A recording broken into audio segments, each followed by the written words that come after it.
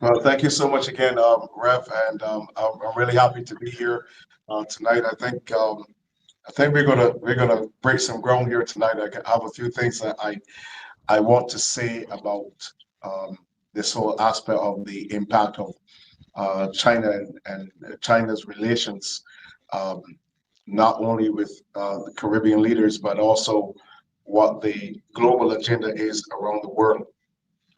And I think that we have come to a place where, and I think I heard you saying it just before I came into the chat here tonight, um, that it seems as though our administration has bought on to so many different agendas and so many different conventions have signed off on so many things that um, the public here in Barbados are completely is completely unaware um, to all of these global elitists, as you said, individuals that are not elected, but they are controlling governments. And I think what I'm seeing is that more and more people are waking up, but just a little slower than we would like.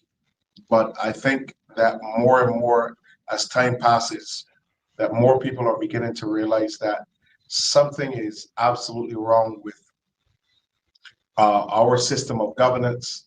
Something is wrong with all of the elements that we're seeing happening here in Barbados that somehow seem to be connected to China. We're seeing even the buses that we're driving in, China aid, and you're asking yourself, why is it that so much money is being, but we seem not to be able to purchase anything without China's help? And we have to look very seriously at that because I believe it's going to spell great danger.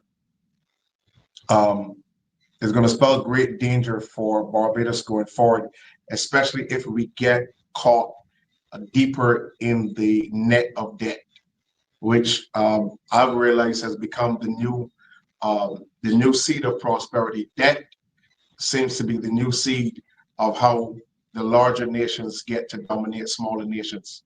And unfortunately, we have a lot of political leaders that are not knowledgeable enough and not aware of the higher levels that are being levied on them because their minds are smaller, than individuals who rule countries with billions of people. Barbados is still roughly about 283,000. We're not even at a half a million, so we're still a very, very small nation in terms of our population. And many times when you do not have the leverage of having to lead a mass group of people, your creativity is weakened.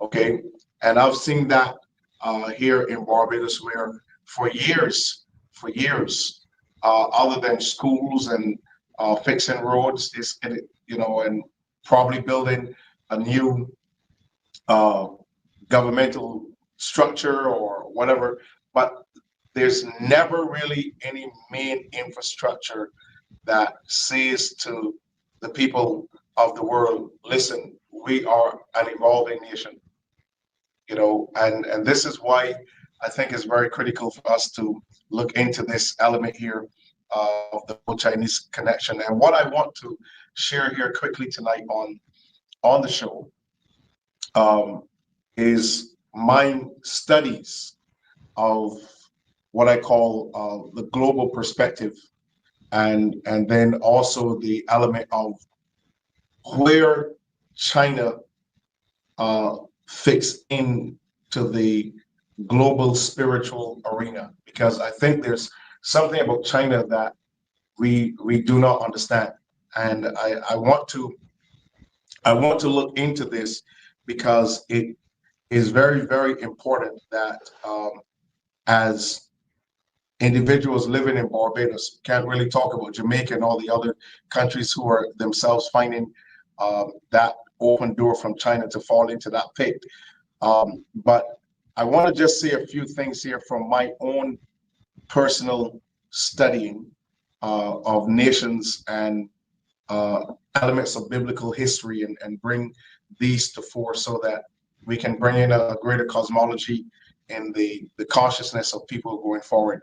Now, I have come to an understanding, and you're a spiritual man like myself, I've come to the understanding that all nations of the world, all of them exist because of a higher spiritual power.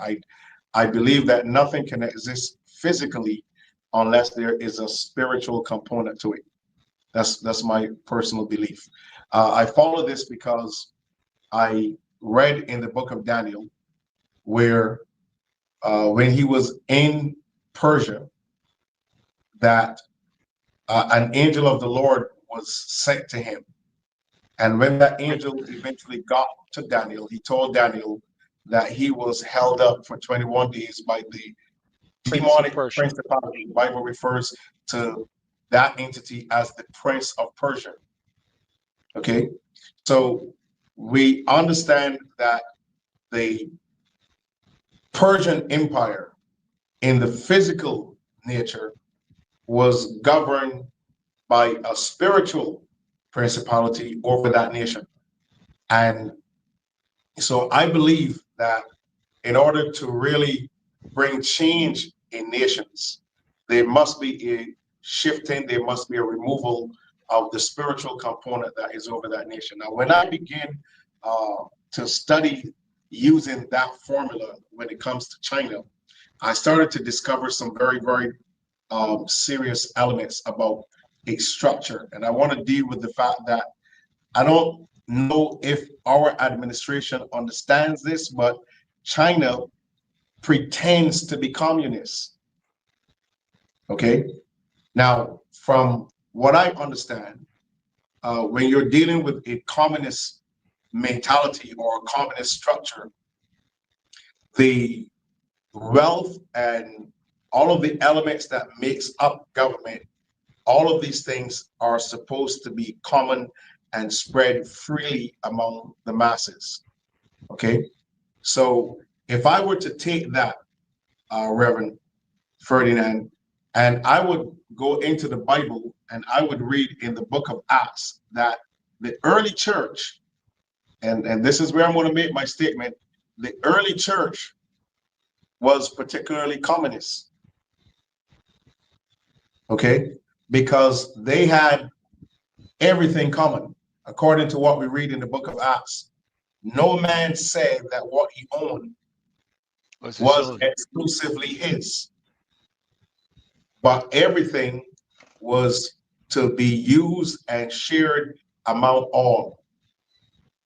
Those who had land, who had houses, who had goods, sold them and brought the money, laid it at the apostles' feet. Distribution was made according to those who had needs. So we had the church where wealth was not only accumulated, it was spread freely. Okay, and the text is clear. They had all things, Reverend. They had all things common. Now, what I've seen from China is that initially, from my studying, China had that system where wealth was shared before they went into their own civil wars. But now, instead of the wealth being shared, they've now adopted an elitist mentality where there are a few people at the top that the money is flowing to, and the money seems to stay in that level. Beyond that, what they have found out also is that in spite of all the other countries of the world that had what we call world dominance, like England, like Rome, like America, okay, like the Spaniards, like the Portuguese, like the French, China has never been a world dominating country. And now in our day, China has finally made its decision to be in every country around the world, to finally have world domination. And unfortunately, we have leaders in the Caribbean that cannot see through that. So they have the expertise, they have the resources, they have the money, they have the technology. They basically have everything in place right now to do what they're doing. Now, if you look at the concept of how easy is it for China to make money, and I'll just use one area out of all that I've studied in terms of the landscape, uh, the fact that they have great history, great architecture. But Rev, the last time that I read about their tourism element and the Great Wall of China, they said that there's about 10 million people who visit the Great Wall of China every year. 10 million people who visit the Great Wall of China every year. Now, Rev, if I were to say, listen, let's suggest that each one of those individuals, on an average, there in China, spends 100 US dollars maximum. Okay, 100 US dollars. Each of the 10 million spends 100 US dollars. We're already sitting on $1 billion. Mm-hmm. We're already sitting on $1 billion. So, and that's just visitors to the Great Wall of China. That's that's humongous. Now, when you look at Barbados, I think they said Barbados on a yearly basis we're averaging between 500,000 to 700,000 visitors in a year. When you compare 700,000 to 10 million, that's that is a huge that is a huge difference. So on a financial level, China is able to accumulate wealth so rapidly outside of the industry and outside of all the other political levels that they're operating in. They can accumulate wealth so easily than Barbados can. But the reality is, we have a nation, we say sea, sun, and fun. But the reality is that we do not have any infrastructural elements that wants people or makes people come to Barbados. I mean, I can say something as simple as a Coney Island, a theme park. We don't even have that as a nation. So when you look at the reality of the, the spiritual element behind China and why the leaders of China are able to do what they're doing, we have to understand that there's something higher and there's something greater that is fueling the leadership of China. And if we are not careful as individuals here in Barbados, we're going to wake up one morning and we're going to find out how much of Barbados has been given to the Chinese, how much of Barbados they control, and we will have our quietness and our ignorance to blame for not making sure that our administration is open and transparent enough to let us know exactly what is going on with Barbados. This is a very, very, very, very But serious level, and I think we have to come to the place where we begin to ask the critical questions and we take concise and decisive action right now to be in the knowing of where our island is, what's actually going on, what is the agreements that our administration has made with China at this moment. when we see what's happening, in the Scotland district, with their activity in that part of the island, and what we saw happen, Apostle, in I think it was Antigua, Yes, Antigua, where again coming in under the guise of economic assistance and so on. China now,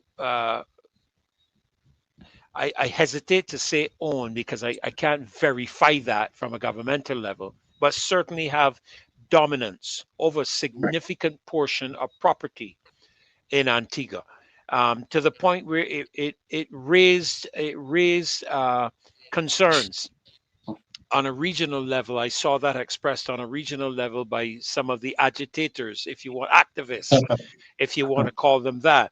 I don't know how many Barbadians are aware of the fact that Jamaica lost control of its major port in Right. Jamaica to the Hmm. Chinese.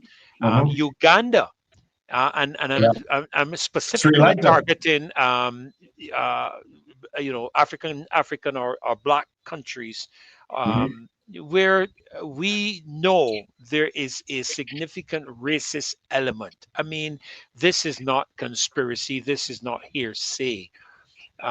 In Africa, China is simply looking to control, and they will tolerate Africans as long as they control. But we've seen Africa beginning to push back as well, have we not?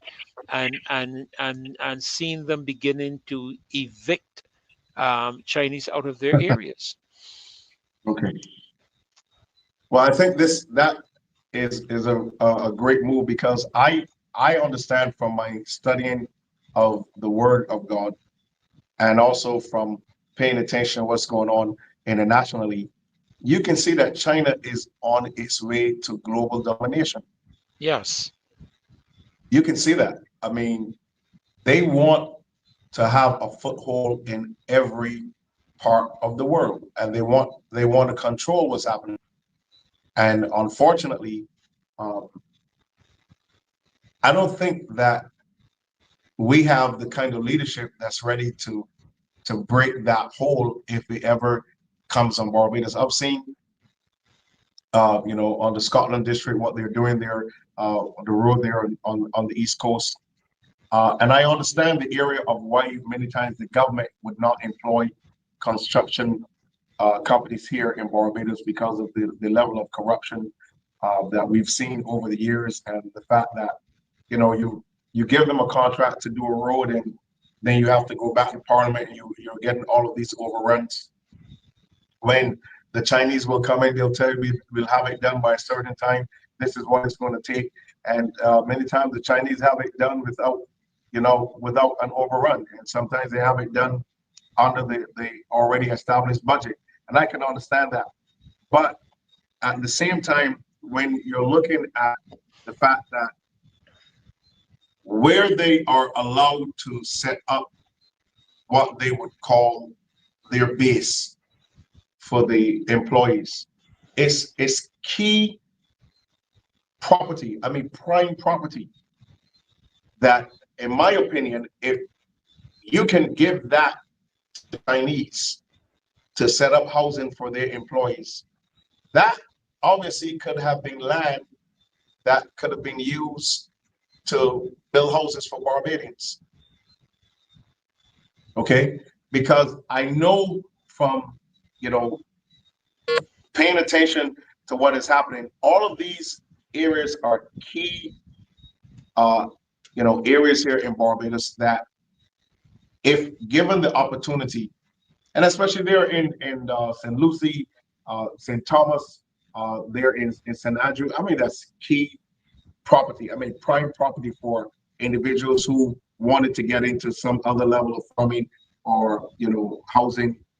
That could have been given to them, but it seems like, as you said, there are deals that have been made that we don't know about. And so when these things occur, it is almost like, yeah, well, I know you all may have a problem with it, but this is already in the pipeline. This is what we already agreed on. So you basically don't have to live with it. And I don't think that type of activity, that type of governmental system is fair to the people of Barbados. Well, you did mention something that caught my attention as you were speaking. This administration campaigned on both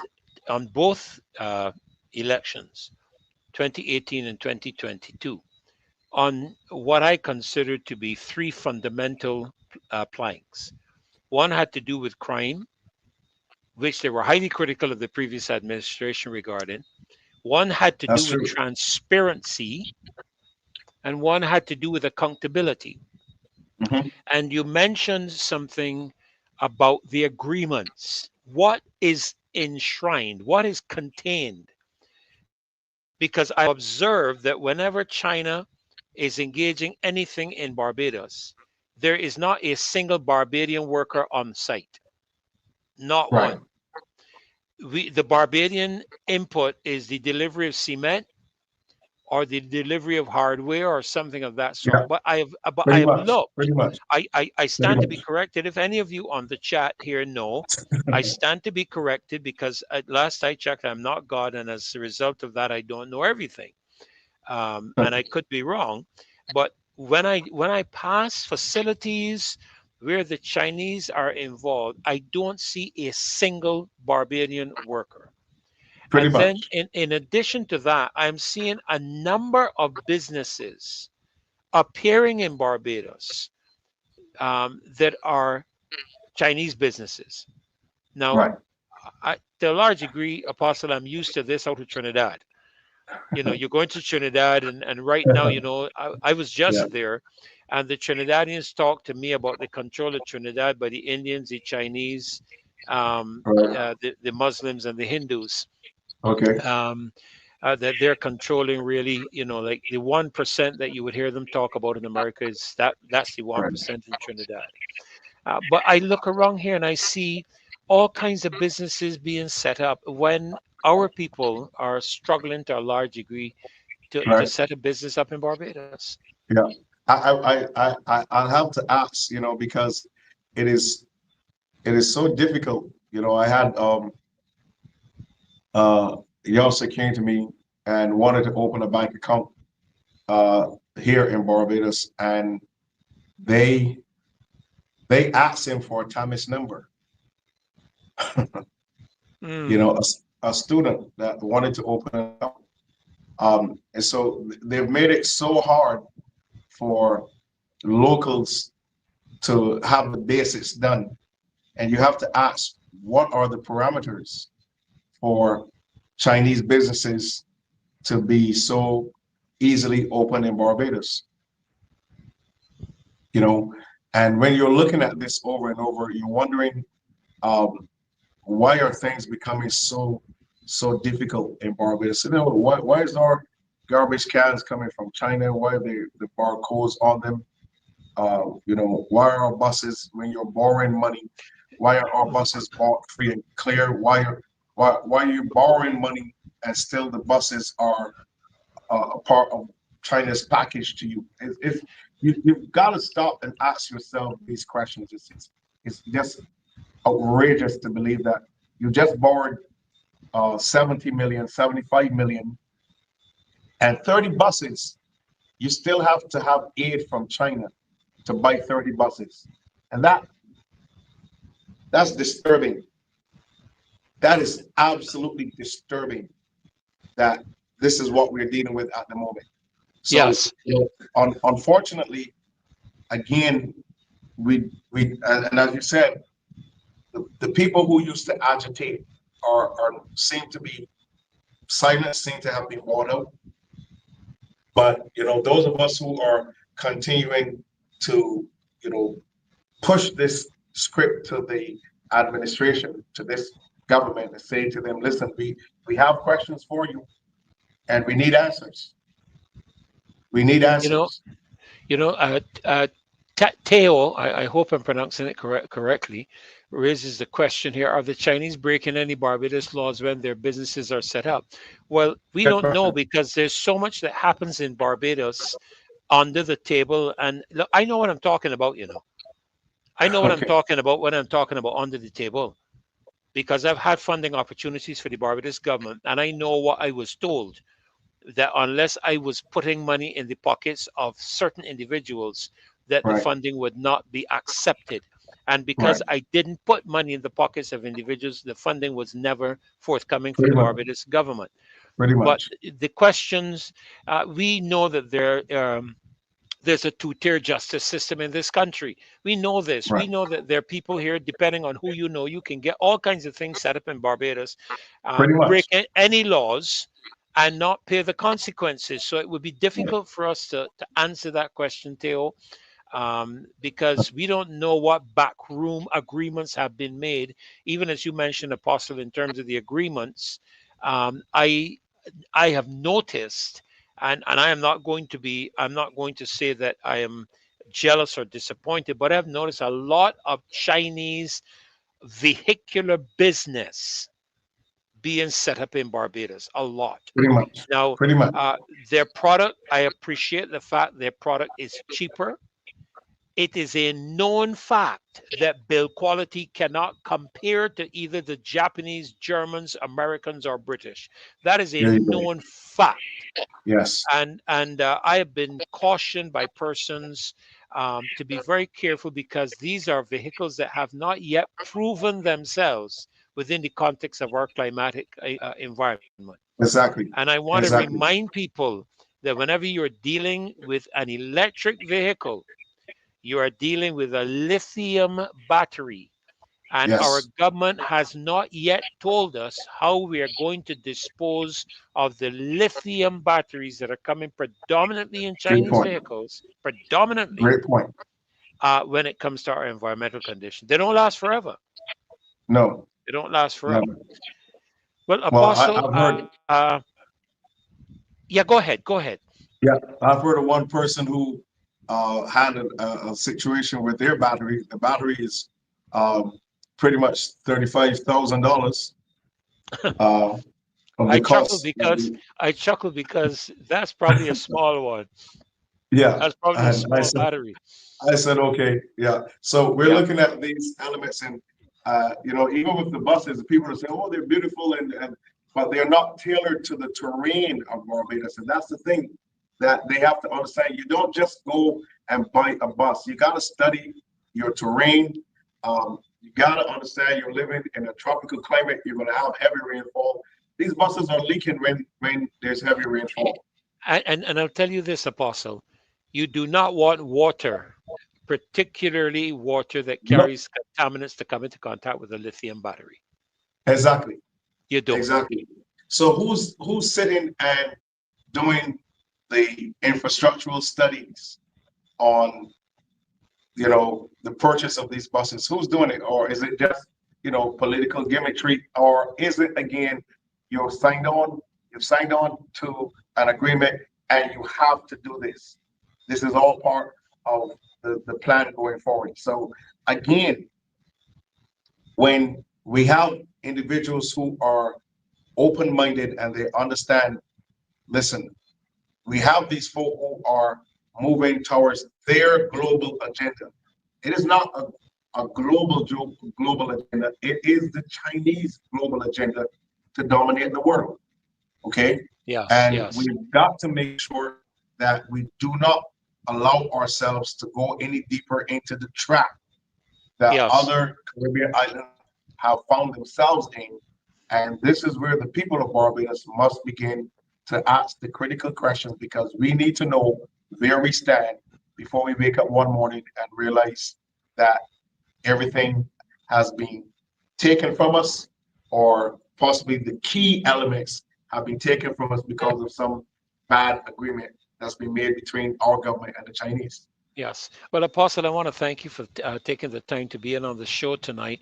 I trust that we can do another one with you, that we can take a little peep into the spiritual aspect of Yes. the of that movement of the Chinese government. Yeah. I know it's not a religious show, but there are aspects within that realm Yes. Exactly. that are establishing themselves in our country, and I believe we need to be enlightened about it. Not that we necessarily have to go into the whole spiritualizing of the matter, but I think Yeah. we need to be mindful of how Yeah. that is affecting us as a country, and how it's Yeah. actually creating the platform for them to be able to establish themselves here in Barbados. Yes, sir. And Yes, you sir. quite rightly pointed to the experience of Daniel with the Prince of Persia. I've always said to Yes. people, every country has a strong man. Yes, sir. Every country has a strong man. It's up to us to find out who he is and to deal with it. Okay. That's correct. That's Yes. correct, sir. So thank you, sir.